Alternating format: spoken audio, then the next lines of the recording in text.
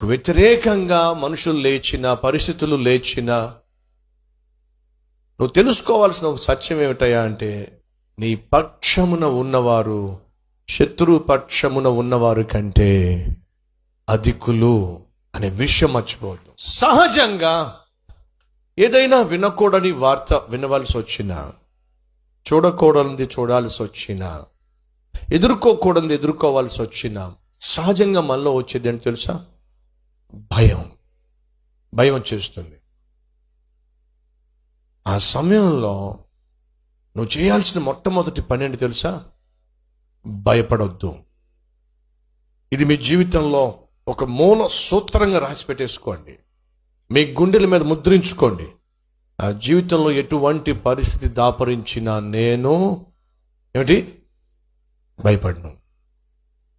నేను భయపడే ప్రసక్తి లేదు.